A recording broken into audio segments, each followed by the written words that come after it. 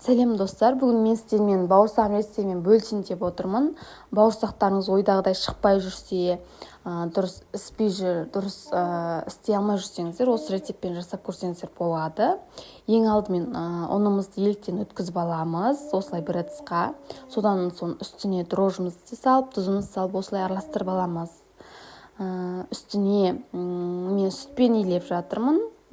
Сүтімізді құйып, осылай қамыр ашытатын боламыз.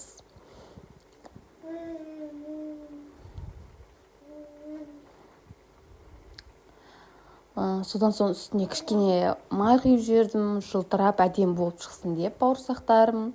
Дәл осындай жұмсақ қамыр иленіп жатыр, ашытылып жатыр.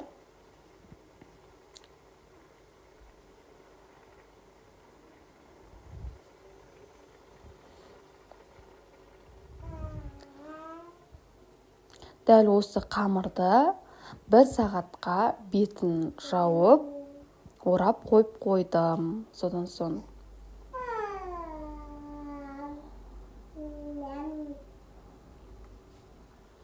бір сағаттан соң осындай қамыр болып шықты. Осылай ашып шықты. Осы қамырды жайып, бөліп алатын боламыз.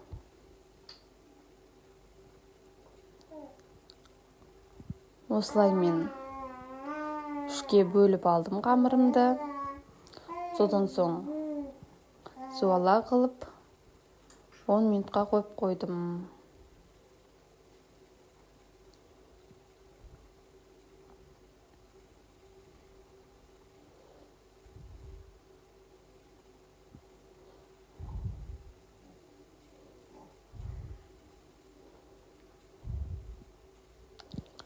Содан соң қамырымды жайып, осылай бір қамырымды алып жайып, осылай жайып алдым. Қатты жұқа қып жайып қоймаңыздар. Қатты қалыңда болып кетпесін қамырларыңыз, осылай жайып алдым.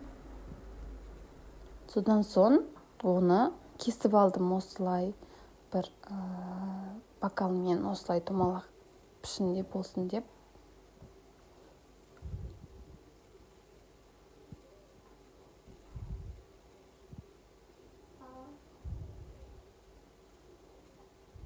Дәл осындай болып шықты бауырсақтарымыз.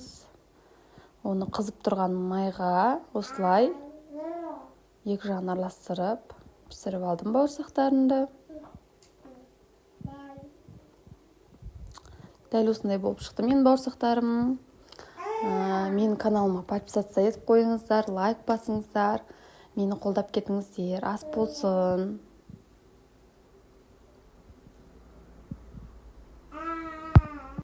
Бауырсақтарыңызды дәл осы рецептпен, мен көрсеткен рецептпен жасап көріңіздер. Өте дәмді болып шығады, өте күшті болып шығады.